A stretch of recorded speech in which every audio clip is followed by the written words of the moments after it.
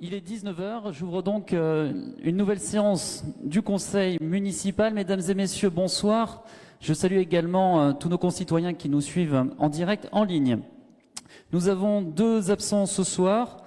Monsieur Nicolas Pécastin qui donne procuration à Madame Delphine Grelier-L'Église et Monsieur Jean Pétraud qui donne procuration à Jean-Claude Blanès. Le quorum étant atteint, la séance peut donc se tenir. Nous devons désigner un ou une secrétaire de séance. Un volontaire ? Marine Bru, merci. Alors, nous allons pouvoir dérouler l'ordre du jour. Une nouveauté pour nos concitoyens qui sont en présentiel avec nous ce soir. Vous allez retrouver l'ordre du jour qui a été imprimé, qui est à votre disposition, de sorte que vous puissiez suivre de manière plus fluide la séance du Conseil municipal. Alors, nous allons commencer avec l'approbation des procès-verbaux des séances du 16 juillet 2020 et du 30 juillet 2020. Est-ce qu'il y a des remarques concernant ces procès-verbaux ? Non, je les mets donc aux voix. Je vous propose de voter les deux en même temps. Qui est pour ? Qui est contre ? Des abstentions ? Adopté à l'unanimité, je vous remercie. Nous allons commencer avec deux communications et la première concerne la collecte des déchets verts qui est réalisée par monsieur Alain Godot.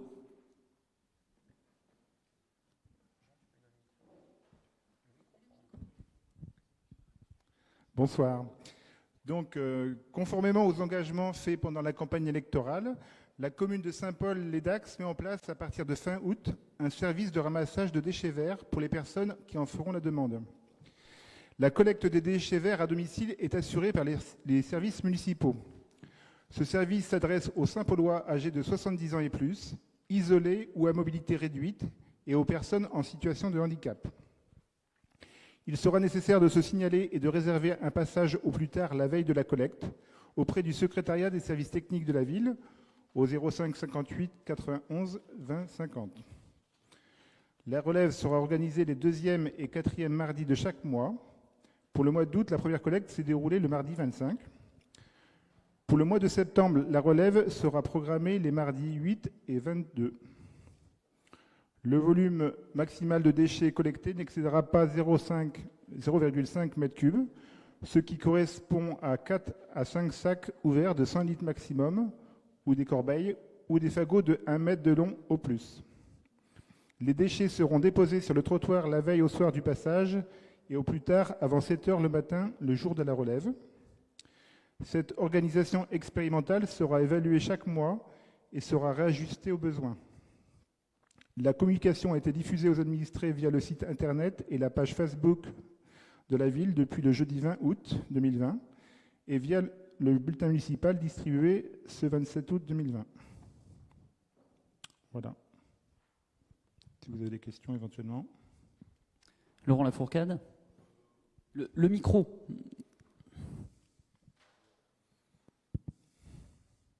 Bonsoir. Deux questions.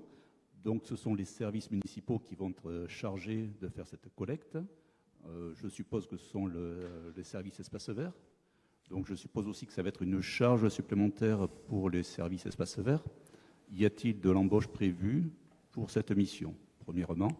Et deuxième question, la collecte des déchets fait aussi partie des compétences de l'agglo. Avez-vous contacté l'agglo et avez-vous signé une convention avec eux pour justement faire ce type de prestations ? Alors, pour répondre à la première question, donc dès que nous avons été aux affaires, nous avons demandé donc au service technique s'il était envisageable de faire cette opération. Et on nous a répondu qu'il n'y avait aucun souci pour faire 2 relevés par mois sur une journée, que ça ne nécessitait pas d'embauche supplémentaire. Effectivement, ça entraîne un peu un surcroît de travail, mais que c'était, si ça restait comme c'est prévu aujourd'hui, il n'y avait pas besoin de faire d'embauche supplémentaire. Après, on verra comment. On est en phase expérimentale, en fait, et c'est un service que l'on rend aux citoyens qui en ont besoin. On ne se pose pas en concurrent des services privés en rapport avec l'aménagement paysager. Donc c'est vraiment un service pour les personnes qui ont vraiment des soucis. Ensuite, concernant le Grand Axe, eh bien non, nous n'avons pas signé de convention avec le Grand Axe. Enfin, il n'y a pas de nécessité juridique dans le contexte présent.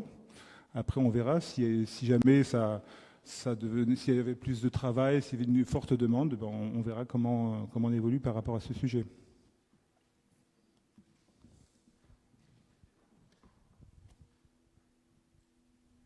D'autres interventions ?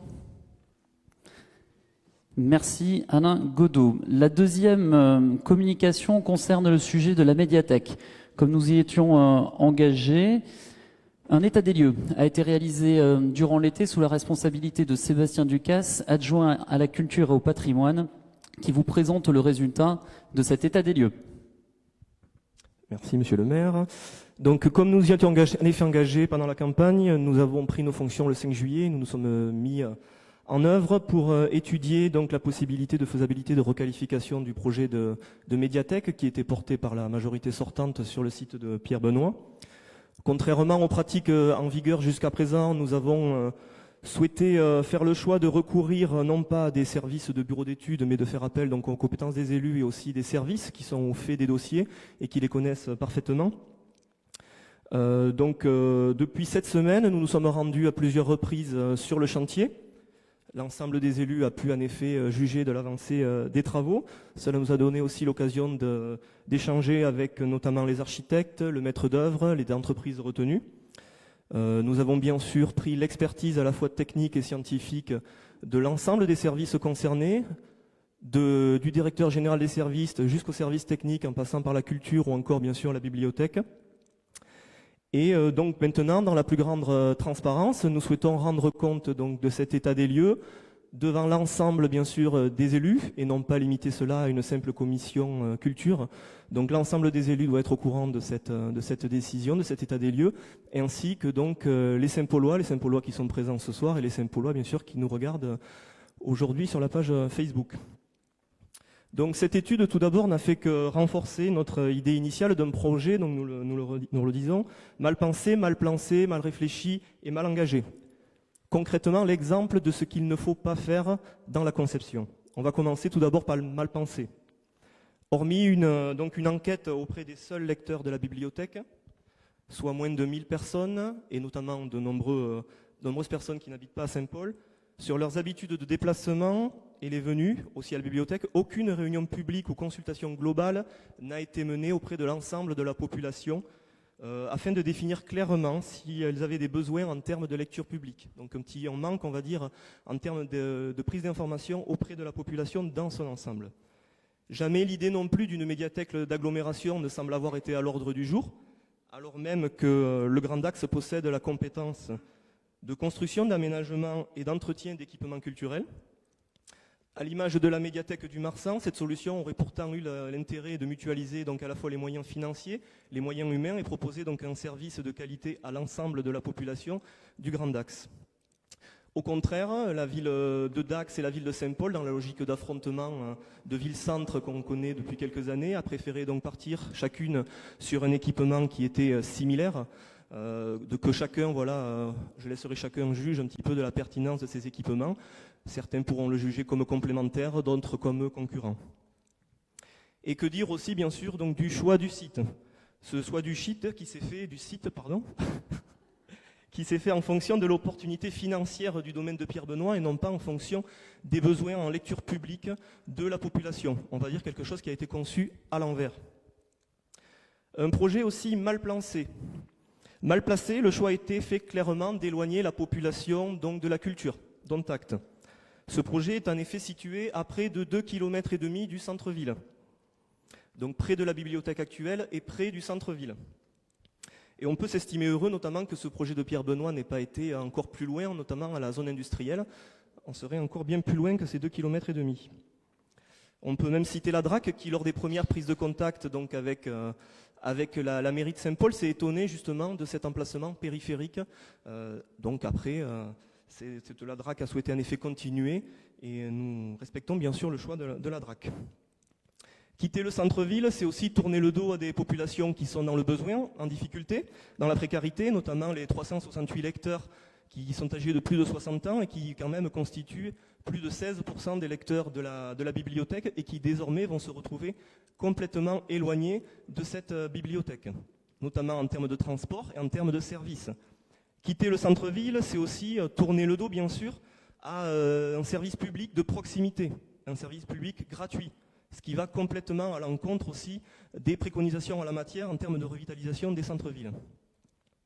On ne peut pas penser aussi que le quartier de Pierre-Benoît soit connu actuellement pour ses problématiques sociales, encore moins pour sa grande mixité, qui est pourtant le terreau naturel de toute implantation d'équipements culturels, justement pour un enrichissement et une sensibilisation à la culture. Enfin, mal réfléchi et mal engagé. On peut regretter sincèrement que la réflexion autour de cette médiathèque, pourtant annoncée comme un projet prioritaire en 2014, n'ait réellement débuté qu'en 2016. Précisément en juin 2016, avec la première étude du Conseil d'architecture, d'urbanisme et de l'environnement et le recrutement qu'on peut estimer tardif, donc d'une nouvelle directrice de la bibliothèque en 2016 pour porter justement ce projet. Au final, 2 ans de perdu qui conduisent ainsi à un début des travaux en janvier 2020, à seulement 2 mois de l'échéance électorale. Un constat de plus. On peut se demander s'il y avait derrière là des visées électoralistes ou pas. Cette décision est en tout cas loin d'être responsable car elle engage de fait l'éventuelle nouvelle majorité dans un projet qui est loin d'être abouti et qui n'est pas le sien. Décaler le début des travaux n'aurait en rien mis en péril le projet puisqu'on peut malheureusement le voir que le Covid a de fait déplacé donc la durée des travaux de 2 mois et l'a rallongée de 2 mois supplémentaires. On peut aussi constater une réelle aberration de découvrir ce projet qui fait la part belle à l'environnement, à la transition écologique, à la promotion donc, du développement durable et qui ne prévoit aucune ressource en énergie propre. Là aussi, c'est un point d'interrogation qui est quand même assez important. Aucune énergie propre pour alimenter le bâtiment ou encore ses annexes. Ce qui est insensé puisqu'on a pu se constater que c'était une demande, aucune demande n'avait été faite à la fois par les élus ni par les architectes. On part plutôt sur le choix d'un bâtiment qui est annoncé prétendument peu énergivore. Donc là aussi, est-ce que l'agenda électoral a primé sur l'agenda 21 ? Une question supplémentaire. Ensuite, pas plus de réflexion, notamment autour des modes de déplacement. Pourtant, du fait de la position périphérique donc, de cette médiathèque, on peut voir en effet que cette question devenait essentielle. Pas l'ombre donc de l'amorce d'un renforcement de l'offre de transport en commun ou de mobilité douce, alors que la majorité précédente comptait dans ses rangs le vice-président en charge de la question au grand axe. Le service de covoiturage qui va être imaginé pour faciliter la venue du public empêché ou éloigné apparaît vraiment dérisoire. Actuellement, pour avoir des exemples un petit peu précis, un usager qui habite au HLM de la Pince ou encore du Petit Béliot et qu'on peut légitimement penser comme un public prioritaire pour ce genre d'équipement, peut se rendre donc à la bibliothèque en moins de 10 minutes chrono par une ligne directe. Prochainement, avec le nouvel emplacement, son temps de trajet se verra rallongé de x3 ou x4. Donc avec, comme on le connaît maintenant, une cadence qui est donc à peu près d'un bus toutes les 20-30 minutes. Donc on peut voir là aussi que la culture est clairement éloignée donc, des Saint-Paulois. Toutefois, le projet tel qu'on le présente là, ce constat est loin d'être à charge. On reconnaît bien sûr des qualités dans ce projet, notamment le projet scientifique et culturel. Ce projet donc scientifique et culturel qui a été élaboré depuis maintenant 4 ans donc avec professionnalisme et investissement par les services et notamment on tient à la saluer, la directrice de la bibliothèque qui a mené un travail vraiment de fond pour arriver à ce projet-là. Donc l'objectif de ce projet scientifique et culturel est de définir les grandes orientations et les stratégies de la médiathèque pour les prochaines années. C'est un instrument de dialogue et de négociation. C'est un projet scientifique et culturel donc, qui analyse avec justesse les interactions entre les collections, les publics, l'environnement et le bâtiment. Et on peut bien sûr se réjouir que ce projet scientifique et culturel fasse vraiment un écho plein à notre programme, notamment en termes de démocratie participative, en termes de justice sociale ou encore d'accès à la culture pour tous. Je vais citer notamment les trois axes prioritaires donc, de ce projet scientifique et culturel qui sont donc favoriser le lien social, œuvrer pour l'égalité d'accès à la culture et sensibiliser les habitants à la citoyenneté et à l'écologie. La médiathèque a ainsi vocation à s'imposer comme un réel lieu de vie, d'échange, de rencontres, de sociabilité, ainsi que comme un centre de ressources pour l'ensemble des acteurs du territoire. Il est encourageant donc de voir que ce projet scientifique et culturel permettra donc un accès à la culture pour tous, aux livres, au numérique et à l'information, et que donc la médiathèque demeure un espace d'animation, de formation et d'apprentissage de la citoyenneté au sens large. Une fois ce constat posé, on peut se demander donc quelle est la situation en date du 27 août 2020. Tout d'abord, nous sommes tous unanimes sur le fait que la bibliothèque actuelle, située avenue de la Liberté, est totalement inadaptée aux exigences d'une ville de près de 14 000 habitants en termes de lecture publique. Les agents travaillent et accueillent du public dans des conditions totalement indignes d'une 4e ville des Landes, qu'est Saint-Paul-et-Dax. Le bâtiment est vétuste, avec notamment des nombreuses infiltrations récurrentes qui menacent les ouvrages. Le bâtiment est exigu, il restreint le nombre des collections, l'accueil du public, les animations proposées, sans parler bien sûr du stationnement qui ne permet pas justement de profiter de cet espace sur de la longue durée.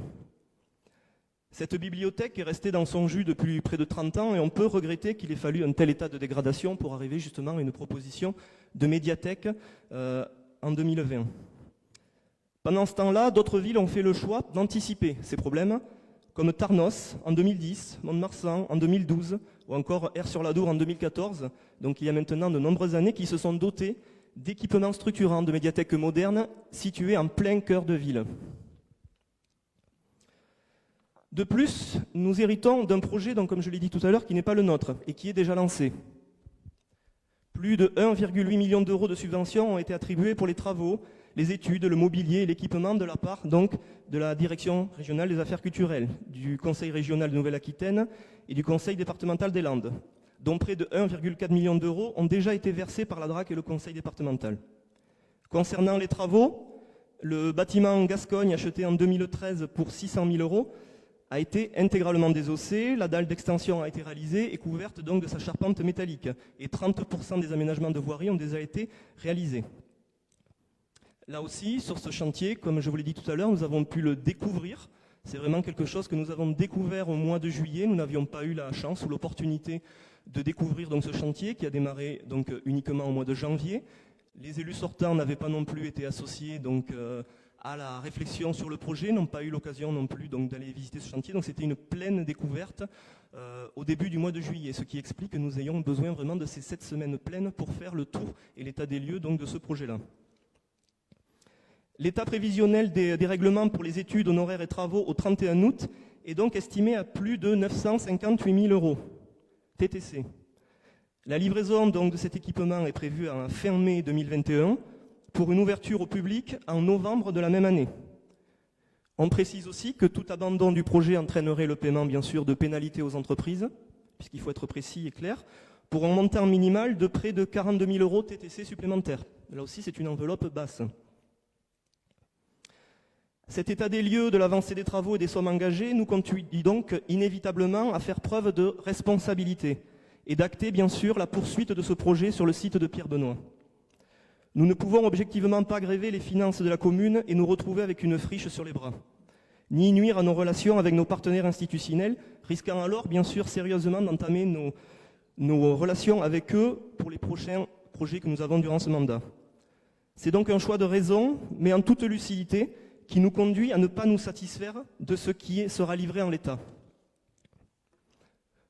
Comme nous l'avons dit, nous restons intimement convaincus qu'une médiathèque digne de ce nom est indispensable à Saint-Paul-et-Dax. C'est pour cela que nous comptons nous emparer de ce projet qui, je le répète, souffre de nombreuses carences et de rendre plus conforme à ce qu'il devrait être, à savoir un équipement structurant pour la commune et l'agglomération, pleinement intégré dans son territoire et dans son époque. Nous avons encore le pouvoir d'agir et comptons bien rectifier le tir sur de nombreux points. Tout d'abord, plus qu'une question d'une seule médiathèque, c'est bien d'une réflexion globale sur la culture et d'une politique culturelle ambitieuse dont a besoin la commune. Et c'est pour cela que nous allons mettre en place un véritable pôle culture et patrimoine que nous voulons créer très rapidement. Il sera doté d'un personnel dédié à sa tête. Il sera fédérateur entre les différents services, médiathèque, culture, école municipale de musique et de danse, patrimoine ou encore archives. À défaut de pouvoir réaliser dans l'immédiat la grande médiathèque d'agglomération que nous portions de nos voeux, nous conservons toutefois l'ambition que cette médiathèque saint-pauloise rayonne sur l'ensemble du Grand Dax. Nous souhaitons par exemple être moteurs pour créer un véritable réseau de lecture publique d'agglomération qui se matérialiserait par une carte de lecteur et un catalogue commun aux bibliothèques et médiathèques donc, du Grand Dax, avec Dax, Tercis, Narros et bien sûr Saint-Paul-et-Dax. Un ouvrage emprunté à Saint-Paul-et-Dax pourrait être restitué à Narros ou à Tercis, et dans une logique de mutualisation avec bien sûr un service de navette. Les petites bibliothèques pourraient également bénéficier des moyens des plus grandes, ce qui est vraiment le fer de lance d'une politique de mutualisation, c'est d'aider les plus petits à progresser. On peut voir qu'une amorce a déjà été faite en termes de lecture publique, avec notamment la nuit de la lecture qui a été mutualisée avec une programmation commune entre les différentes bibliothèques et médiathèques donc de l'agglomération. C'est un sujet qui fonctionne très bien et que nous encouragerons notamment pour arriver, pourquoi pas, avec une programmation commune sur l'ensemble de l'année. Donc les pistes sont nombreuses et une réflexion à ce sujet pourrait débuter dès le début de l'année 2021. Dans tous les cas, je tiens à le préciser, le chapitre d'une médiathèque d'agglomération sera rouvert avec nos partenaires communautaires, ça n'est sûr. Dans le sens aussi de notre engagement pour un territoire à énergie positive à l'horizon 2030, je le répète, dont 50% en 2026, nous allons œuvrer pour intégrer à ce projet la notion d'énergie propre, qui est totalement absente. C'est encore une incompréhension totale. Tout reste ouvert, que cela soit pour une alimentation partielle du bâtiment ou de ses annexes, ou encore pour une simple production d'énergie propre, via le photovoltaïque ou d'autres sources d'énergie. La visée pédagogique sera bien sûr évidente en lien avec l'axe environnemental de la médiathèque. Nous souhaitons également trouver une destination pérenne à la maison de Pierre Benoît. Là aussi, un petit point, voilà, une aberration supplémentaire. La maison de Pierre Benoît n'a pas du tout été intégrée au projet de médiathèque, hormis en effet pour une utilisation 1 à 2 fois par an pour quelques petites animations. Il faut savoir que donc, la maison de Pierre Benoît, c'est le patrimoine de la commune, c'est un patrimoine historique, architectural, et un patrimoine architectural que l'on n'entretient pas se détériore. On en a de très beaux exemples avec le moulin de Poustagnac. Donc bien sûr, nous allons avoir une réflexion large sur justement le devenir de cette maison de Pierre Benoît, et nous allons bien sûr nous y atteler dès le début de l'année 2021 aussi. Parallèlement, il faut aussi garantir des conditions optimales de conservation aux archives de Pierre Benoît.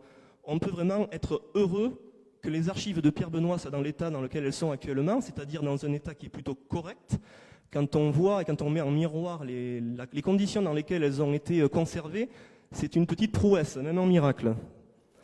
Il faudra là aussi trouver des conditions de conservation moins précaires, même si en effet un espace va être réservé dans le cadre de la prochaine médiathèque. Il faudrait plutôt réfléchir à lui donner donc des conditions de conservation qui sont à la hauteur de ce fonds, puisqu'on a la chance d'avoir des manuscrits originaux, des correspondances assez importantes, et nous rapprocher bien sûr des archives départementales des Landes, qui ont le personnel formé, et bien sûr aussi donc les conditions optimales avec un bâtiment qui répond bien sûr à toutes les normes contemporaines de conservation des archives. Donc nous nous rapprocherons d'eux très prochainement. Quelques points encore concernant le projet scientifique et culturel. Donc le projet scientifique et culturel qui mérite là aussi d'être repensé. Il est bien sûr très complet, mais bien sûr des ajustements sont nécessaires, notamment concernant la fréquentation donc, des classes à l'année, que nous estimons là aussi trop restreinte, avec 5 fois donc, par an pour une classe. C'est pas forcément ce qu'il serait opportun de faire donc en termes de lecture publique. Donc nous allons là aussi mettre en place très rapidement une commission culture élargie à la commission éducation pour définir les modalités pédagogiques les plus appropriées en fonction des moyens bien sûr humains et matériels de la médiathèque. On ne peut pas tout faire bien sûr, tout cela se fera en discussion bien sûr avec les moyens humains et matériels donc des agents de la bibliothèque. Et d'autres partenariats devront aussi être pensés, notamment avec le foyer des jeunes et d'éducation populaire, ou encore le CCAS, qui sont pour l'instant absents de ce projet scientifique et culturel. Enfin, concernant les transports. Monsieur le maire, donc ici présent, qui est vice-président en charge des transports et des mobilités douces à l'agglo, agira donc pour mettre en place les infrastructures de transport qui sont nécessaires, afin de rapprocher la population de la médiathèque, et donc de la culture. Une plus grande cohérence du réseau de bus devra être trouvée, en lien avec les horaires d'ouverture de la médiathèque. Faisant écho à notre programme qui vise à concevoir un véritable réseau sécurisé de voies douces pour les piétons et les vélos, desservant les zones de vie majeures de la commune, la création d'une piste cyclable continue et sécurisée reliant le centre-ville à la médiathèque par l'avenue du Maréchal Foch et l'avenue Pierre-Benoît devient là aussi une priorité. On ne peut pas se contenter de ce qu'on appelle une piste cyclable qui se limite pour l'instant à de la peinture sur la route, avec aucune sécurité et des véhicules qui circulent à vive allure à côté de vous. Ce n'est pas forcément encourageant pour relier donc le futur site de la médiathèque depuis le centre-ville. Cette médiathèque verra sa superficie multipliée par 4, ce qui n'est pas rien, donc passant de 240 mètres carrés à plus de 1100 mètres carrés. Et son amplitude horaire sera aussi multipliée par 2, passant de 19h30 d'ouverture hebdomadaire à 40h30 d'ouverture hebdomadaire, par rapport bien sûr à l'équipement actuel. Un tel changement ne pourra se faire sans du personnel municipal suffisamment nombreux et compétents. Pleinement conscients de cet impératif, nous recruterons ainsi 4 nouveaux agents, 2 adjoints du patrimoine en catégorie C et 2 assistants de conservation du patrimoine en catégorie B, qui s'ajouteront aux 4 agents actuellement en poste. Tous à plein temps, bien sûr, mais chacun avec une attribution particulière. À la fois la gestion des différentes collections, jeunesse, adultes, la gestion du numérique, la gestion de l'environnement, de la partie ludothèque et de nombreuses autres attributions. Pour l'ouverture le week-end, 4 agents supplémentaires seront nécessaires. Nous souhaitons solliciter en priorité du personnel déjà en poste au sein du service scolaire et périscolaire de la ville de Saint-Paul-et-Dax, mais en temps non complet actuellement. Nous leur offrirons un complément d'heures appréciable, leur permettant de tendre vers un temps plein, et ce, dans la recherche d'une plus grande cohérence de l'ensemble de leur mission. Tous auront bien sûr une expérience de contact du public et de maîtrise de l'informatique qui est nécessaire pour pouvoir travailler dans un tel équipement.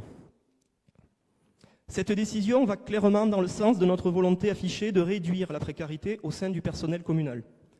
Enfin, 2 saisonniers seront également attribués l'été. La proposition a déjà été faite cette année à la directrice de la bibliothèque, mais des besoins n'étaient pas nécessaires cette année. Concernant ce personnel, nous regrettons aussi fortement que la question du recrutement ainsi que celle du mobilier et de la signalétique n'ait pas été tranchée par la précédente majorité avant les élections municipales.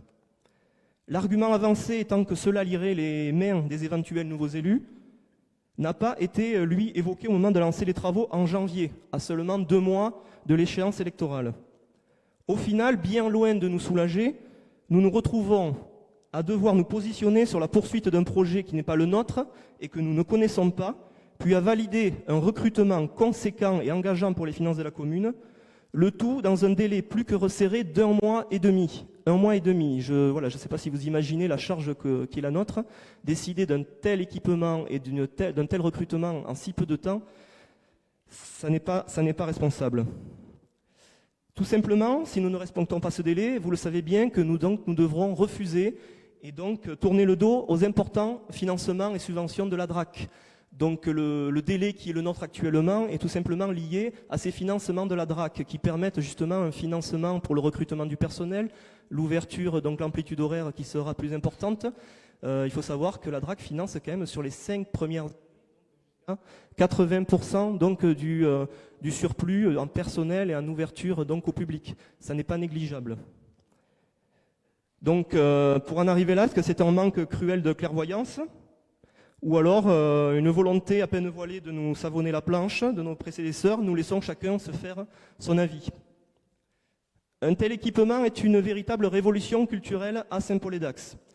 Un point d'étape sera donc indispensable en novembre 2023, après 2 ans vraiment d'expérience, afin de juger si l'ouverture horaire, ou encore les services qui sont proposés au public sont conformes à l'attente des usagers.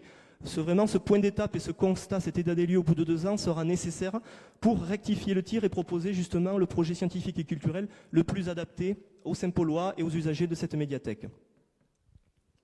Pour terminer, j'étais un peu long, vous l'aurez compris, ce projet n'est pas le nôtre et nous persistons à désapprouver les choix opérés. Mais nous nous devons d'agir de façon responsable et raisonnée vis-à-vis des financements publics déjà engagés et des conventionnements déjà conclus avec les institutions publiques, en particulier la DRAC. Nous saurons donc faire fi des nombreux handicaps et de nos griefs pour nous l'approprier et surtout le réinventer. Il en va désormais de notre responsabilité d'élus d'acter les dernières modifications pouvant encore être apportées tant au projet architectural et mobilier qu'au projet scientifique et culturel, pour livrer au plus vite aux Saint-Paulois et Saint-Pauloises un nouvel équipement de lecture publique dont ils ont un besoin impérieux. Faire de Saint-Paul le lieu d'autre possible, cela commence notamment à la médiathèque, même quand cet autre possible n'est pas celui que nous aurions dessiné. Voilà, je vous remercie et je suis à l'écoute avec mes collègues de vos éventuelles questions. Alors, tout d'abord, vu l'état des lieux que vous venez de nous présenter, il semblerait que la construction tant décriée de la médiathèque va se poursuivre sur le site actuel et l'agencement intérieur initial va être conservé. Alors, certains Saint-Paulois, notamment au sein de vos électeurs, vont être déçus, car lors de la campagne électorale, ils avaient compris, lors de vos discours sûrement, que vous seriez capable de stopper les travaux afin de la rapprocher des centres-villes. À leurs yeux, cela sera une promesse non tenue. Concernant l'agencement intérieur, il ne va pas être modifié lui non plus. Et j'aimerais dire tant mieux, car comme vous l'écriviez dans l'expression politique du magazine municipal du mois de mai 2019, je vous cite, « L'aménagement intérieur ainsi que l'offre culturelle ont été bien pensés sous l'impulsion de la DRAC ». Des écrits qui vont en contradiction avec les paroles d'aujourd'hui. Mais au service expérimenté de la DRAC, il convient aussi d'ajouter la participation active de la bibliothèque départementale, ainsi que les services compétents de la ville, je les avais nommés, le responsable de la bibliothèque, plus le responsable du service culturel, qui ont travaillé en totale collaboration afin de proposer cet aménagement qu'ils pensent être le plus judicieux. Ensuite, je vais revenir sur quelques points que vous avez donnés, notamment sur les 8 personnes qui auraient participé à un sondage au niveau de la bibliothèque. Non, j'ai dit moins de 1000 personnes, pas 8. Moins de 1000, pardon, excusez-moi. Et donc, moi, je vais vous renvoyer aux élections de 2014. Aux élections de 2014, nous avons été élus sur un programme. Et dans ce programme faisait partie la construction de la médiathèque sur le site de Pierre-Benoît. Ensuite, vous avez parlé d'affrontement envers Dax. Mais il n'y a pas eu d'affrontement avec Dax. Nous, la médiathèque était prévue dès 2014. Et même avant, nous en parlions. Et elle venait en complémentarité vous l'avez dit aussi, ça dépend où on place le curseur, mais elle venait en complémentarité de celle de Dax. Et à ce sujet, vous l'avez dit aussi, mais les services de la bibliothèque de Saint-Paul collaborent déjà avec les services de la bibliothèque de Dax. Ensuite, le positionnement. Alors effectivement, la DRAC sur le papier au départ avait sûrement voyez cet équipement éloigné, mais après c'est bien rendu compte que vu le lieu, l'implantation, le site du moins, et aussi l'implantation par rapport à ce qui pourrait être considéré comme l'agglomération nord, puisque cet équipement va s'ouvrir aussi aux autres communes, le choix en fin de compte s'avérait être plus judicieux que ce qu'il pensait à l'origine. Les déplacements, bon, actuellement, il est vrai qu'il n'y a qu'une ligne de bus qui s'arrête juste devant la médiathèque, rue des Bruyères. Donc, charge à vous, il est vrai, responsable en charge des transports, d'œuvrer pour accentuer, modifier certaines lignes, et ce qui est largement possible, puisque c'est au niveau de l'agglomération, on peut le proposer. C'est vrai aussi que les bandes cyclables actuelles ne sont peut-être pas... ne se prête pas au cheminement sécurisé. Donc là aussi, nous le proposions dans notre programme. Concernant aussi l'enveloppe urbaine qui serait limitée, mais je vous rappelle qu'il y a quand même un projet aussi de construction avec des logements sociaux sur la friche Agralia. Donc ça va faire du développement urbain. Les énergies propres, là aussi, comme vous l'avez dit, le bâtiment est soi-disant, et nous le vérifierons plus tard, moins énergivore que la plupart de ce qui peut être construit ou ce qui a pu être construit auparavant.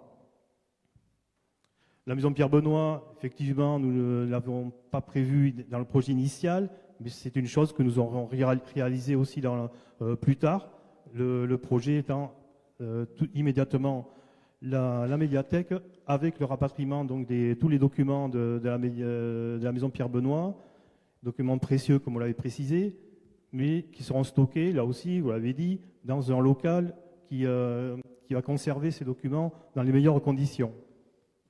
Concernant les emplois, c'est exactement le nombre d'emplois sur lesquels nous étions basés. Donc, il n'y a pas de surprise là-dessus. Et par contre, il était inconcevable de notre part de penser à savonner la planche à quelqu'un, puisque nous aussi, nous aurions pu être élus, nous aurions poursuivi cette construction en l'état et en faisant attention à tout ce qui pouvait générer comme contrainte. Alors, je pense que j'en ai terminé. C'était un peu long comme présentation, mais voilà, nous sommes donc maintenant fixés. La médiathèque se poursuit. Vous répondre sur quelques points. Donc en effet, la présentation était peut-être un peu longue, mais moi je dirais plutôt complète. Voilà, puisque donc cette semaine donc d'état des lieux, ça mène justement à une présentation qu'on voulait la plus complète possible, justement, de ne rien oublier, que l'ensemble des élus puissent être informés justement de ce que nous souhaitions faire. Les Saint-Paulois aussi sont en droit de savoir un petit peu ce que nous souhaitions faire. Donc voilà, c'est quelque chose de complet. Nous l'espérons et je vois justement que dans votre expression, vous êtes majoritairement d'accord avec ce que nous avons pu proposer. Donc je m'en satisfais aussi. Concernant le projet, donc le projet, vous avez l'air de dire que nous faisons du rétropédalage ou que nous allons à l'envers de ce que nous avons dit pendant la campagne. Enfin, le projet, je pense le connaître. Nous avons dit clairement, je vous invite du coup à reprendre notre programme, j'espère que vous l'avez conservé.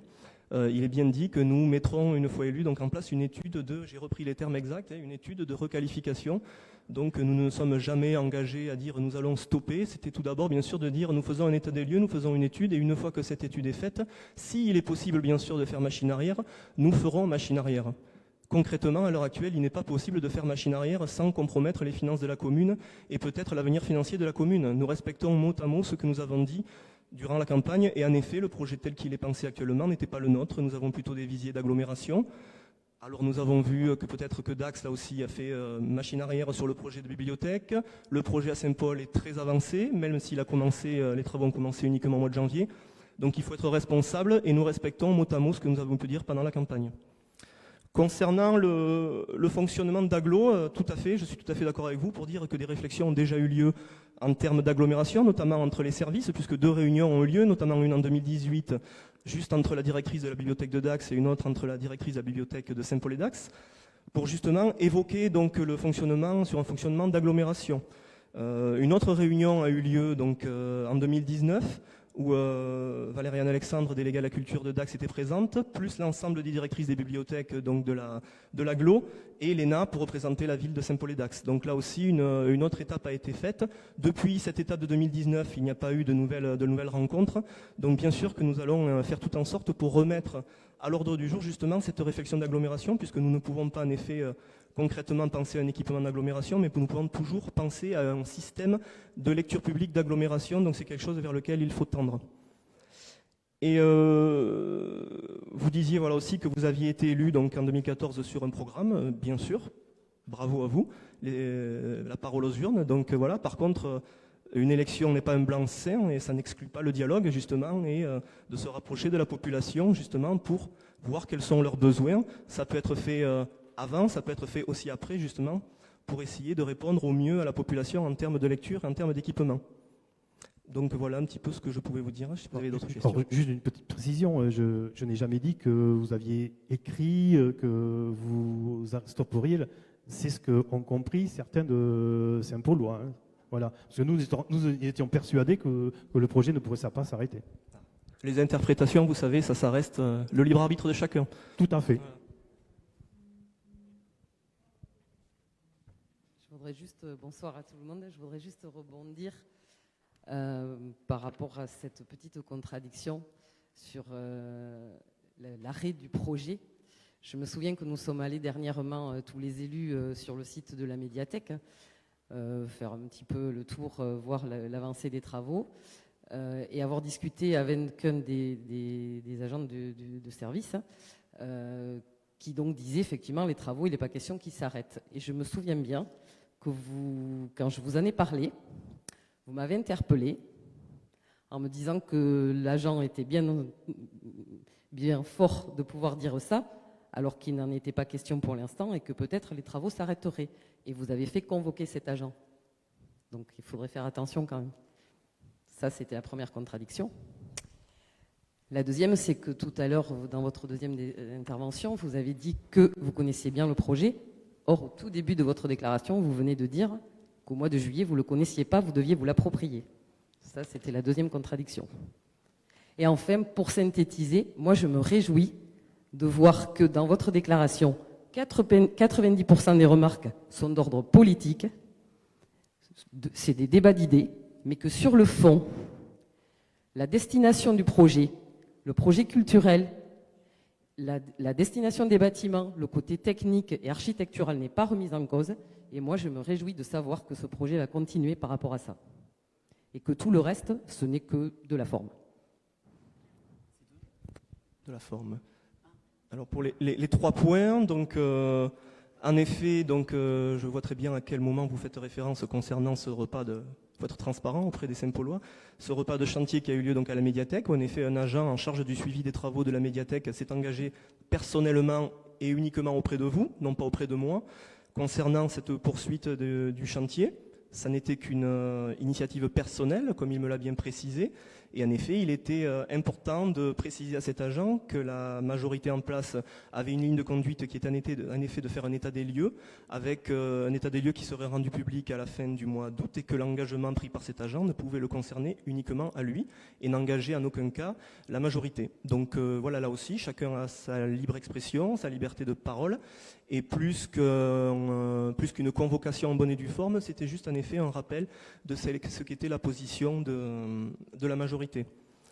Concernant après donc la médiathèque, sur le fait en effet qu'on est d'accord sur 90% et qu'on est en effet plutôt sur 90% de choses politiques, je pense que vous n'avez pas dû écouter en effet mon intervention, parce qu'en effet, il y a beaucoup de choses en effet sur lesquelles nous ne sommes pas d'accord et qui ne concernent pas que le politique. Et je trouve que l'emplacement de cette médiathèque n'est pas quelque chose d'accessible et est vraiment l'élément central du problème. Et là-dessus, on ne sera jamais d'accord. On pense et on maintient en effet que la façon dont a été conçue cette médiathèque, sans associer la population à la réflexion, et l'endroit sur lequel il est situé, nous ne serons jamais d'accord sur le fait de dire que c'était une bonne chose.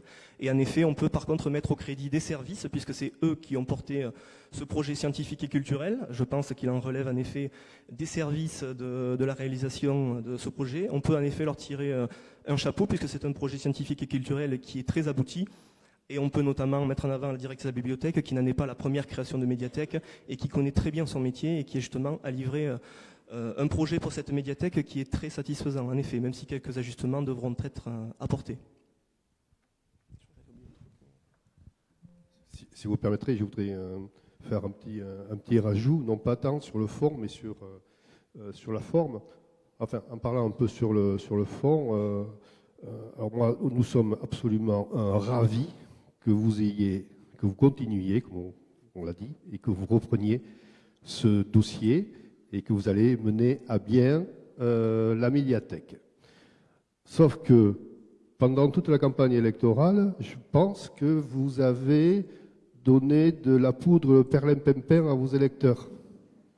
En ce sens qu'effectivement, vous avez fait un faux semblant en indiquant que vous alliez faire une étude de faisabilité de requalification de la médiathèque, alors que vous saviez pertinemment, pas vous peut-être, Monsieur Ducasse, mais les anciens élus, et bien entendu dont Monsieur le maire, savaient pertinemment qu'il y aurait un blocage financier sur ce dossier-là. Enfin, je terminerai tout simplement, je vais être très bref, et ça ne sera absolument pas un long fleuve, un long discours, terminé par le fait que, Monsieur l'adjoint, je vous ai trouvé très polémique dans votre intervention, si vous permettez. Vous m'avez paru avec assez un manque d'humilité. Bien entendu, vous aviez un exercice à faire qui n'était pas évident, justifier la continuation d'un projet alors que vous aviez indiqué que vous alliez tout faire pour essayer d'envisager une autre réorientation. Enfin, le temps aujourd'hui est venu à être quelque peu humble, moins polémique et peut-être plus constructif. Merci.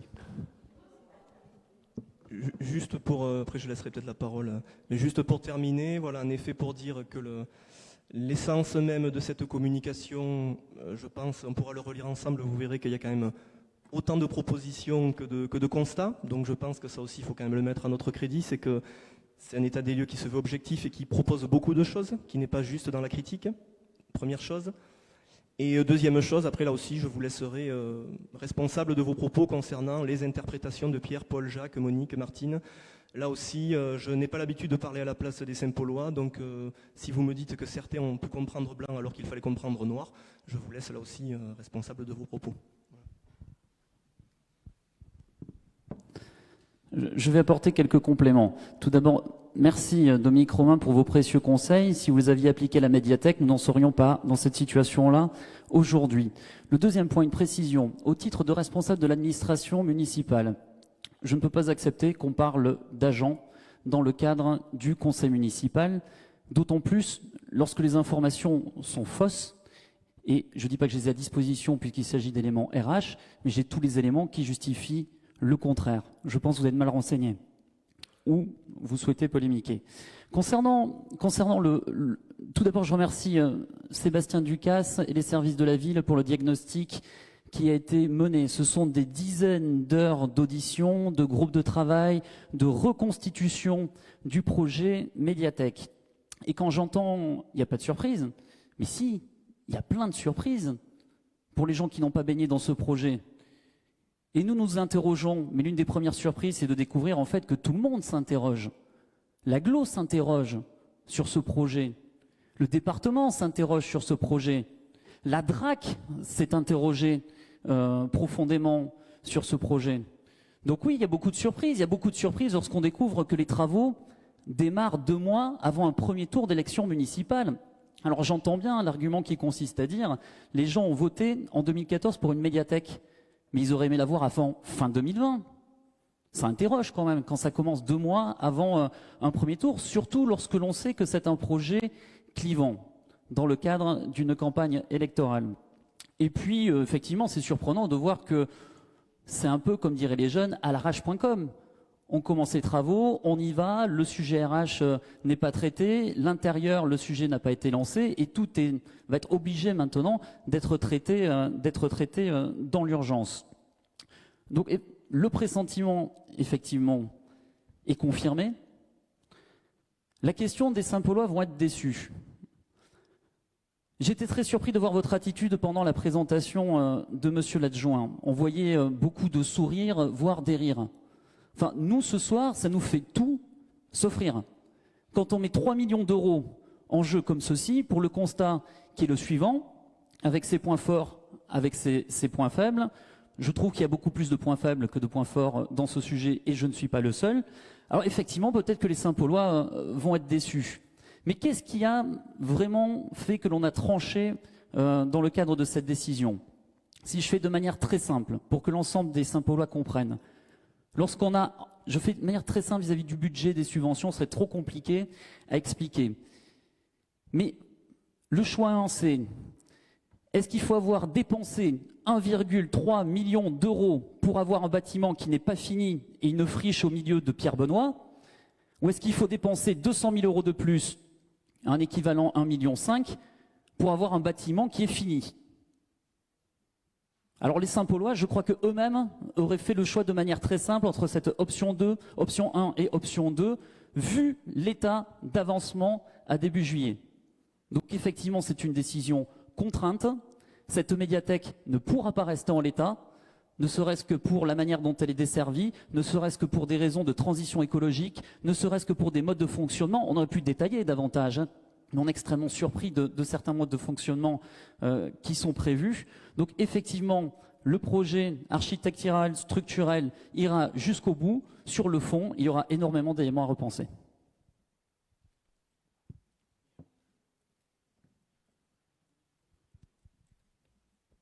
Est-ce qu'il y a d'autres interventions concernant le projet de médiathèque?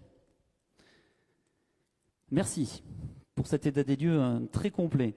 Je vous propose donc de passer au point suivant qui concerne les affaires générales avec la délibération numéro 1 qui appelle la constitution de la commission communale des impôts directs avec la désignation des commissaires, et c'est Sylvie Péducas qui vous la présente.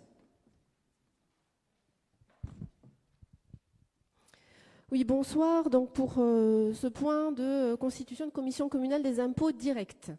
Donc le Code général des impôts rend obligatoire la création de cette commission, et suite aux élections municipales, il est nécessaire de procéder à la constitution d'une nouvelle commission communale. Cette commission a un rôle consultatif. Elle formule un avis sur l'évaluation et la mise à jour annuelle des propriétés bâties nouvelles ou touchées par un changement d'affectation ou de consistance.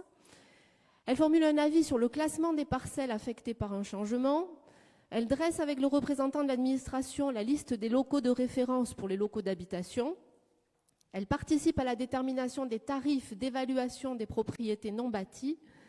Et elle participe à la détermination des nouveaux paramètres départementaux d'évaluation, secteurs et coefficients de localisation. Elle a aussi un rôle d'information en prenant l'initiative d'informer l'administration fiscale des changements dont cette dernière n'aurait pas eu connaissance, à savoir des constructions sauvages, des constructions neuves, des changements de consistance ou d'affectation de propriétés bâties et non bâties sur la commune. Cette commission se réunit 1 à 2 fois par an et est composée de 8 commissaires titulaires et de 8 commissaires suppléants.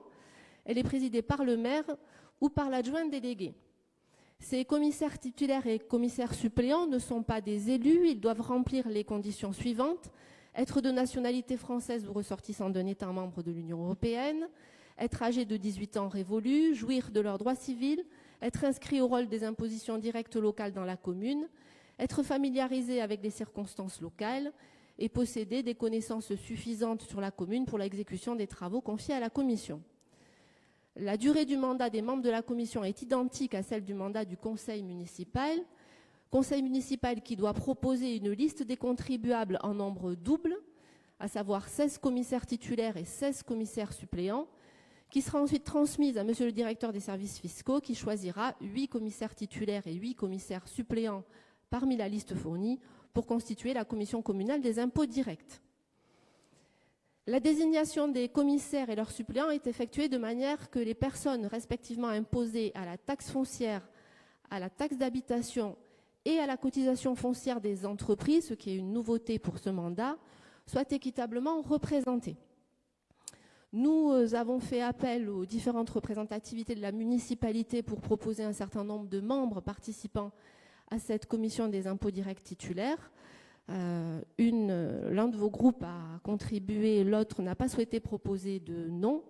Nous vous proposons donc aujourd'hui les membres que vous pouvez trouver en annexe pour la commission des impôts directs titulaires, à savoir 4 membres pour la cotisation foncière des entreprises, 6 membres pour la taxe foncière et 6 membres pour la taxe d'habitation pour les délégués titulaires, et 3 pour la CFE, 7 pour la taxe foncière et 6 pour la taxe d'habitation pour les délégués suppléants.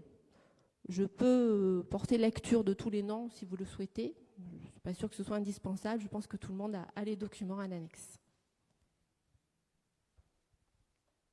Est-ce qu'il y a des interventions sur cette délibération? Non, je mets donc la délibération aux voix. Qui est pour? Qui est contre? Des abstentions? Adopté à l'unanimité. Le point suivant appelle la constitution de la commission consultative des services publics locaux et la désignation de ses membres. L'article L 1413-1 du Code général des collectivités territoriales rend obligatoire dans les communes de plus de 10 000 habitants la création d'une commission consultative des services publics locaux. Présidée par le maire ou son représentant, cette commission est composée des membres de l'Assemblée délibérante, désignés à la représentation proportionnelle, et de représentants d'associations locales nommés par l'Assemblée délibérante. J'ajoute qu'en fonction de l'ordre du jour, je peux inviter toute personne qualifiée avec voix consultative, notamment le comptable de la collectivité, dont l'audition paraît utile aux travaux de la commission. La commission examine chaque année le rapport établi par le délégataire de services publics, les rapports sur le prix et la qualité du service public d'eau potable, des services d'assainissement, un bilan d'activité des services exploités en régie dotée de l'autonomie financière et le rapport établi par le titulaire d'un marché de partenariat. Elle est aussi consultée pour avis par l'Assemblée délibérante sur tout projet de délégation de services publics, de création d'une régie dotée de l'autonomie financière de partenariat. De plus, le président de cette commission présente à son conseil municipal avant le 1er juillet de chaque année un état des travaux réalisés par cette commission au cours de l'année précédente. Il est proposé d'arrêter la composition de la commission consultative des services publics locaux comme suit. Du maire ou son représentant, de 5 membres titulaires et 5 membres suppléants élus du conseil municipal à la représentation proportionnelle, de 3 membres titulaires et de 3 membres suppléants désignés par le conseil municipal au titre des associations locales, 3 associations, UFC Que Choisir, ADAVEM, Association des paralysés de France. Il est donc proposé au conseil municipal les représentants suivants pour l'UFC Que Choisir, titulaire Madame Danielle Patol et suppléant Monsieur Guy Marem. Pour l'ADAVEM, titulaire Monsieur Jean Dupin, suppléant Monsieur José Pérez. L'APF comme titulaire Madame Marie-Noël Apolda et comme suppléante Madame Josiane Verzeni. Je vais donc faire appel à candidature pour élire les membres du conseil municipal pour siéger au sein de la commission consultative des services publics locaux. Est-ce qu'il y a des candidats ou des candidates? Alors pour la majorité municipale, sont candidats comme titulaires Martine Gaille, Jean Lavienne, Catherine Favard, Thierry Lheureux et Jean-Yves Trévian, et comme suppléants Sylvie Péducasse, Joël Léonard, Catherine Beaulieu, Jacques Maillefer et Michel Serré. Bruno Dubroca, en tant que titulaire, suppléant, suppléante. Nathalie Durchetti. Christine Giraudet comme titulaire et Julie Idjed comme suppléante. D'autres candidatures? Non. Donc on vote à main levée. Hein.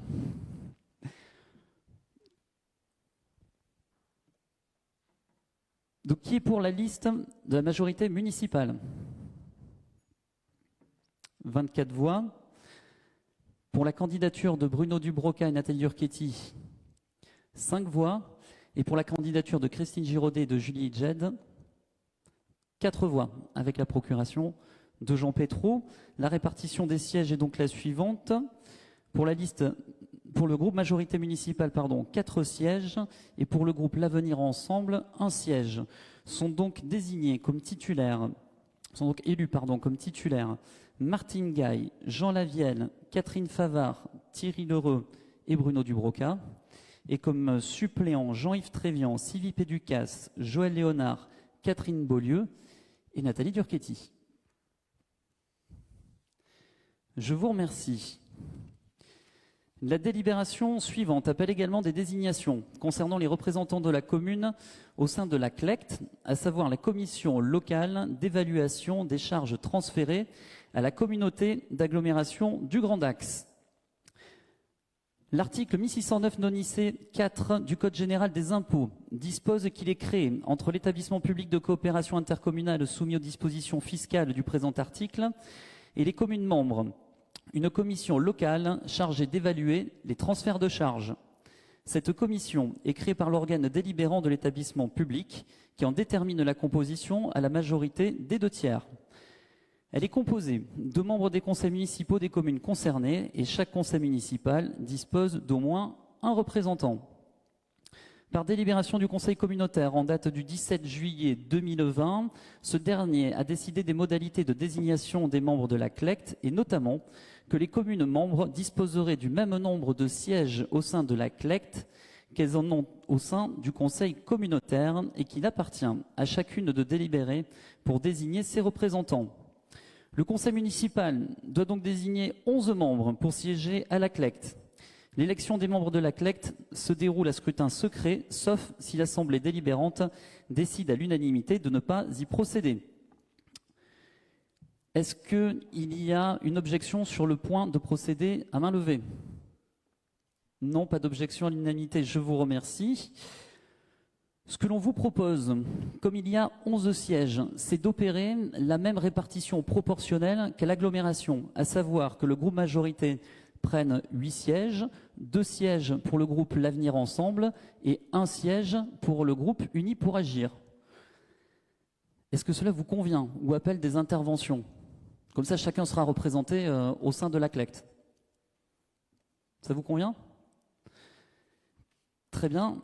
Alors sont donc candidats pour le groupe majorité Annette Dimbassa-Hucker, Delphine Grelier-L'Église, Jacques Maillefer, Catherine Beaulieu, Emmanuel Vigne, Sylvie Péducasse, Julien Bazus et Jean Lavielle. Pour le groupe L'Avenir Ensemble, 2 candidats. Dominique Romain et Bruno Dubroca. Pour le groupe Unis pour Agir, Christine Giraudet.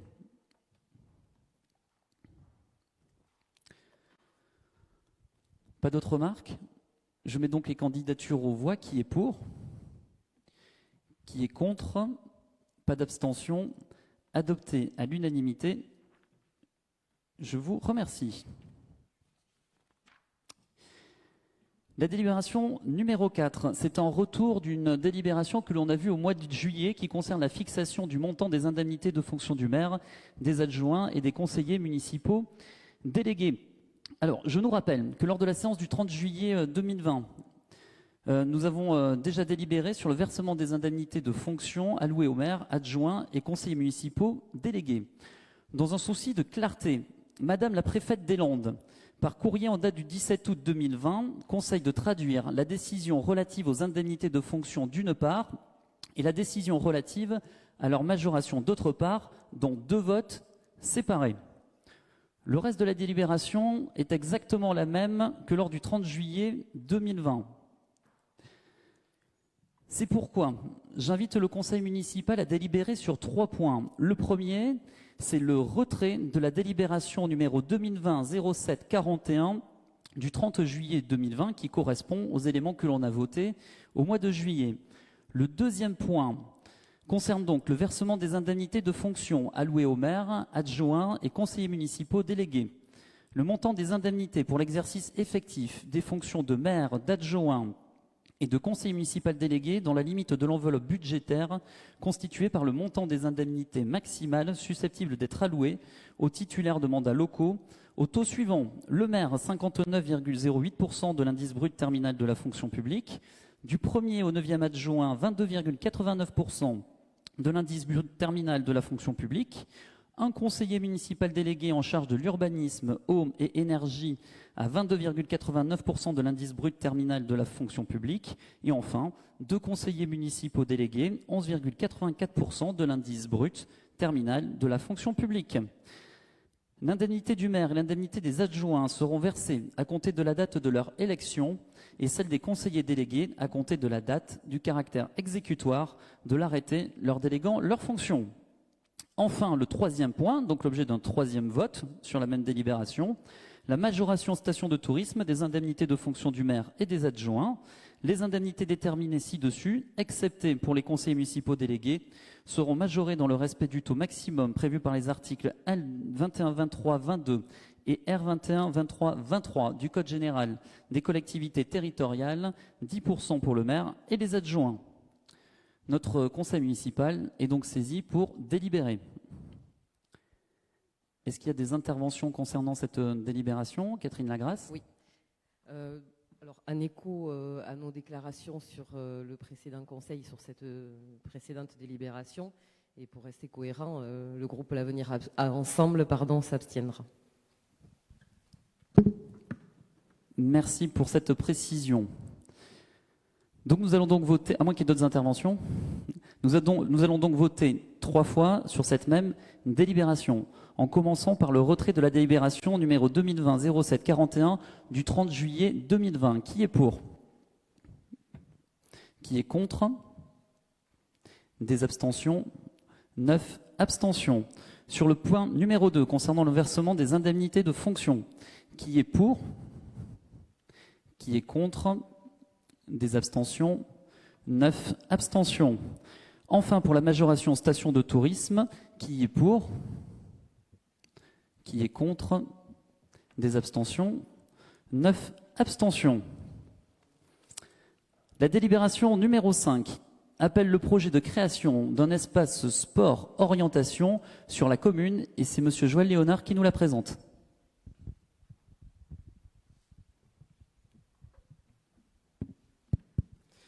Bonsoir. Donc, notre Assemblée peut exprimer ce soir la volonté de la ville de Saint-Paul-les-Dax de créer un espace sport orientation sur la commune, un ESO. L'ESO, c'est l'appellation donnée par la Fédération française de la course d'orientation. Le département des Landes est engagé dans le développement maîtrisé des sports de nature. Cette politique repose sur l'identification, la qualification, puis l'inscription au plan départemental des espaces, sites et itinéraires, le PDESI. La procédure s'effectue à partir de 5 critères. Le premier est sportif. Le site doit permettre une pratique sécurisée. Le second critère, touristique. Le site doit contribuer à l'activité touristique du territoire. Le troisième est social. La pratique sur le site doit être accessible au plus grand nombre. Le quatrième critère est environnemental. L'aménagement, la gestion et l'animation du site doivent respecter le cadre environnemental, tant patrimonial que réglementaire. Le dernier critère est foncier. L'ensemble des usages du site doit être envisagé de façon pérenne. Les enjeux du développement maîtrisé des sports de nature sont multiples et concernent notamment l'accès pour tous à la pratique de la course d'orientation et à la valorisation du site en développant une offre cohérente et diversifiée à travers des partenariats et notamment auprès des offices de tourisme, les scolaires, le service animation du département et autres organes et institutions. La mairie de Saint-Paul-les-Dax, en partenariat avec le comité départemental de course d'orientation, souhaite inscrire à la prochaine commission départementale des espaces, sites et itinéraires, la CDESI, le projet de création d'un espace sport de course d'orientation sur la commune de Saint-Paul-les-Dax. Un plan vous a été communiqué avec la zone concernée. Je précise que ce projet fait l'objet d'une ligne budgétaire sur l'exercice 2020 et que la commission politique sportive du 18 août 2020 a donné un avis favorable. Le conseil municipal est donc saisi pour en délibérer. Je me permets d'apporter les précisions suivantes. Il s'agit, comme vous le voyez, d'une délibération de principe pour validation d'un projet d'un ESO à la commission départementale de début septembre, normalement première semaine de septembre, ce qui peut laisser penser, si le vote est favorable, à un projet opérationnel début 2021, voire fin 2020. Sur tous ces projets, le financement est toujours identique, 60% de participation départementale, 20% de participation du comité départemental, départemental de la course d'orientation et 20% à charge de la commune. La ligne budgétaire qui est fait référence sur la délibération, il y a un montant de 2 000 € aujourd'hui d'inscrits. La zone concernée, dont vous avez le plan, la zone c'est le nord, la voie rapide, ça part après de la plaine des sports jusqu'au nord du lac. Sur cette zone, le comité départemental pense pouvoir inscrire 8 circuits sur 2,7 km². En course d'orientation, on raisonne en km². Nous avons demandé à ce qu'il y ait un circuit qui puisse être pratiqué par le sport adapté. Et sur cet ensemble, ça pourrait représenter 50 balises sur la totalité de la surface. Balises en bois, bien évidemment, du pain maritime et confectionnées dans une scierie landaise. La prochaine étape, si le vote est favorable, sera une convention qui nous sera présentée, que nous aurons à valider, où figureront les travaux d'entretien annuels que le comité départemental estime sur ce genre de projet, puisque la clé de répartition financière est la même, 60% département, 20% le comité départemental, 20% la commune, serait de 300 € annuels à charge de la commune. Voilà sur les premiers éléments, et s'il y a des questions, je suis bien évidemment à disposition. Pas de questions, juste notre vote sera favorable dans la mesure où c'est une initiative que nous avions lancée il y a un peu plus d'1 an et nous étions rapprochés de cet organisme-là et nous félicitons de l'aboutissement de ce projet. Pardon. Lorsqu'il y a des bons projets, il est évident qu'on en donne le prolongement. Malheureusement, dans la pratique sportive, je n'ai pas été amené à faire le même constat, que ce soit pour l'accueil des Girondins de Bordeaux, que ce soit pour Sport, Culture et Vacances, où c'est une feuille blanche qui a été trouvée, mais là, la feuille n'était pas tout à fait blanche, et donc on a pu être dans les temps pour délibérer ce soir, et être dans les temps pour la commission départementale, et on ne s'approprie pas, absolument pas, ce dont on n'a pas la paternité. Ça n'a pas été dit dans mon commentaire, ni dans la délibération. Mais ce n'était pas dit dans ce sens-là. Très bien, et merci du vote positif pour les pratiquants, puisque bien sûr, ça s'adresse aux sportifs, ça s'adresse aux touristes, ça s'adresse aux scolaires, ça s'adresse, même les militaires viennent faire des exercices à partir de ces cours d'orientation, et au sport adapté, c'est absolument tout public, et nous verrons le résultat de ce premier programme, puisqu'il y a peu de sites sur le département. S'il n'y a pas lieu, si nous sommes satisfaits de cela, de l'étendre un peu plus sur la commune par la suite. Pas d'autres questions? Donc, monsieur le maire, je crois qu'on peut passer au vote. Merci. Je mets donc la délibération aux voix. Qui est pour? Qui est contre? Pas d'abstention, adopté à l'unanimité. Je vous remercie. La délibération numéro 6 appelle à la mise en place d'aides aux pratiques sportives et activités culturelles au bénéfice des enfants âgés de 3 à 12 ans. Et c'est madame Delphine Grelier-L'église qui nous la présente. Merci, monsieur le maire. Bonsoir à tous. Avant de présenter cette aide aux pratiques sportives et culturelles, je souhaiterais rappeler que ces activités constituent un élément important de l'éducation, de l'intégration et de la vie sociale. Elles contribuent à la lutte contre l'échec scolaire et à la réduction des inégalités sociales et culturelles. La promotion et le développement des activités physiques, sportives et culturelles sont d'intérêt général. La commune souhaite donc consolider la dynamique sportive et culturelle en mettant en place une aide financière exceptionnelle pour la rentrée sportive et culturelle 2020 au bénéfice des enfants âgés de 3 à 12 ans, intitulée Coup de pouce sport et culture. Cette aide financière exceptionnelle se justifie bien évidemment en cette année de crise sanitaire majeure et elle aura la forme d'une aide à la pratique sportive. Cette aide revêt un caractère social et dépend du revenu du foyer.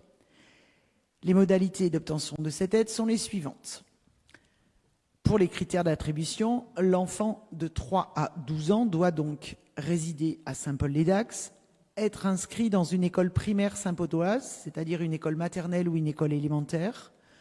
Pour les enfants de 6 à 12 ans, les foyers familiaux doivent être éligibles à l'allocation de rentrée scolaire. Pour les enfants de 3 à 6 ans, les foyers familiaux doivent avoir un quotient familial inférieur à 870. Le montant de l'aide est fixé à 40 € par enfant. Pour les modalités d'attribution, cette participation financière de 40 € sera versée directement à la famille par virement et sur demande à la suite d'un dépôt en mairie des justificatifs suivants, et ce jusqu'à la date du 15 octobre pour que les familles aient le temps de faire les démarches après la rentrée. Donc les familles devront fournir une attestation d'inscription pour l'année 2020-2021 auprès d'une association sportive, culturelle ou de loisirs saint-pauloise, ou une attestation d'une association proposant une activité sur la commune, ou encore une attestation d'inscription à l'école municipale de musique et de danse. Les familles devront bien évidemment fournir une attestation CAF précisant leur quotient familial ou fournir l'attestation de délivrance de l'allocation de rentrée scolaire. Un RIB sera évidemment demandé. Je rappelle qu'une enveloppe globale d'un montant de 20 000 € est prévue sur le budget 2020. Les commissions politiques sportives, culture et patrimoine, éducation populaire, jeunesse et loisirs, réunies le 18 août 2020, ont donné un avis favorable à cette aide aux pratiques sportives et aux activités culturelles pour les enfants saint-paulois de 3 à 12 ans. Comme tout à l'heure, nous saluons cette initiative puisqu'elle faisait partie de nos propositions afin d'aider les familles aux revenus modestes suite à la crise sanitaire. Par contre, j'ai une question, peut-être ce n'est pas possible, mais au moins pour l'école de musique, est-ce qu'il n'aurait pas été possible que les parents ne fassent pas l'avance parce que là, autant pour les autres associations, ça semble compliqué que les clubs demandent des justificatifs. Mais l'école de musique, qui est d'une régie municipale, est-ce que ça n'aurait pas été possible dans ce sens-là? Après, si ce n'est pas possible, c'est pas un souci. Alors, je voudrais juste préciser que en fait, cette aide qui avait effectivement été prévue de 20 000 €, nous l'avons juste transformée en aide aux pratiques sportives et aux activités culturelles parce qu'il s'avère que dans les associations saint-pauloises, sportives et culturelles, les enfants peuvent avoir des licences à moins de 40 € et en fait nous avons décidé de fixer un forfait de 40 € pour aider les familles lorsqu'il faut équiper les enfants en vêtements, en divers équipements pour le sport. C'est un forfait qui va aider au-delà de la licence pour de nombreuses associations sportives et culturelles. Pour le paiement pour les écoles, par rapport à l'école de musique et l'école de danse, il est déjà prévu lors de l'inscription possibilité de payer en plusieurs fois et de différer les chèques. Et c'est quelque chose qui sera proposé aux familles. C'est des propositions qui seront faites par les services, les agents du service animation qui mèneront les inscriptions à l'école de musique et de danse. Nous y avions réfléchi. Est-ce qu'il y a d'autres questions ? Je mets donc la délibération aux voix. Qui est pour ? Qui est contre? Des abstentions? Adopté à l'unanimité. Je vous remercie. La délibération numéro 7 concerne la détermination des cas de remboursement de recettes perçues par les régies de recettes communales. C'est monsieur Jean Lavielle qui vous la présente. Merci, bonsoir à tous. Alors, il s'agit, comme vous l'a dit le maire à l'instant, détermination des cas de remboursement de recettes perçues par les régies de recettes communales. Je rappelle à l'Assemblée que certaines recettes communales sont perçues par la voie de régies de recettes instituées par le maire en vertu des délégations qui lui sont accordées par le conseil municipal sur la base d'articles du Code général des collectivités territoriales. Il en va ainsi notamment pour les produits de certaines prestations de services. À titre d'exemple, on peut citer les activités de l'école de musique et de danse, les activités sport et culture vacances, la piscine municipale, etc. Le recouvrement de ces recettes est effectué contre remise d'une quittance ou de ticket avant que la prestation ne soit réalisée. Je rappelle à l'Assemblée que la délibération numéro 2011-09-06 en date du 22 septembre 2011 détermine les cas de remboursement de recettes perçues par les régies de recettes communales. Cette délibération précise les cas suivants. Cas de force majeure concernant le bénéficiaire ou un membre de sa famille directe, maladie grave, accident corporel, décès, mutation, convocation à caractère impératif par une administration. Je vous indique donc que les mesures sanitaires prises dans le cadre de l'état d'urgence lié à l'épidémie de Covid-19 ont entraîné l'arrêt de certaines prestations de services dont le recouvrement est assuré par des régies de recettes communales. À titre d'exemple, on peut citer l'arrêt des activités de l'école municipale de danse. Il convient dès lors de déterminer d'autres cas de remboursement de recettes perçus par les régies de recettes communales. Je vous propose de retenir les cas suivants. Cas de force majeure concernant le bénéficiaire ou un membre de sa famille directe, maladie grave, accident corporel, décès, mutation, convocation à caractère impératif par une administration. Cas de force majeure concernant le service ou l'établissement délivrant la prestation de service dont le regroupement est assuré par une régie de recettes communales. Fermeture administrative entraînant l'interruption totale de service. Fermeture rendue obligatoire du fait de la réglementation, par exemple état d'urgence sanitaire ou autre. La commission culture et patrimoine du 27 juillet 2020 a donné un avis favorable. Si vous avez des questions à poser, c'est le moment. Je vais ajouter un point pour être tout à fait complet. Dans la droite ligne des échanges que l'on a eus lors de la commission culture et patrimoine, j'ai donc, au titre de la délégation de pouvoir, modifié la régie de recettes en régie d'avance et de recettes pour les spectacles. Pas d'intervention? Je mets donc la délibération aux voix. Qui est pour?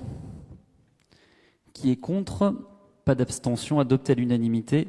Je vous remercie. La délibération numéro 8 concerne la cession d'un camion polybène de 3,5 tonnes. Et c'est monsieur Jean Lavielle qui vous la présente également. Oui, donc c'est la cession d'un camion polybène de 3,5 tonnes. C'est un Renault Master, sans benne, à la société SAS Diesel Véhicules Industriels. Je rappelle que par décision du 20 avril 2020, le maire de la commune de Saint-Paul-et-Dax a décidé d'attribuer le marché de fourniture pour l'acquisition d'un véhicule léger polybène, sans la benne, avec reprise de l'ancien véhicule à la société SAS Diesel Véhicules Industriels, domicilié avenue Pierre-Benoît à Saint-Paul-et-Dax. Dans le cadre de ce marché, le titulaire s'est engagé à reprendre le camion polybène 3,5 tonnes Renault Master, sans benne, immatriculé 3750 QY40, pour un montant de 5 000 €. Par délibération numéro 2020-074 du 16 juillet 2020, le conseil municipal a donné délégation à monsieur le maire pour décider des aliénations de gré à gré de biens mobiliers jusqu'à 4 600 €. Donc c'est inférieur à 5 000 €. Ainsi, il appartient à l'Assemblée d'autoriser monsieur le maire à céder à la société SAS Diesel Véhicules Industriels au prix de 5 000 € le camion polybène 3,5 tonnes Renault Master sans benne, immatriculé 3750 QY40, inscrit à l'inventaire de la ville sous le numéro 03 2182 500, Renault Mascotte. Y a-t-il des questions? Pas d'intervention. Je mets donc la délibération aux voix. Qui est pour? Qui est contre? Pas d'abstention. Adopté à l'unanimité. Je vous remercie. Nous allons maintenant passer aux affaires foncières. Le point numéro 9, avec une convention de servitude avec RTE, et c'est monsieur André Humeau qui vous la présente.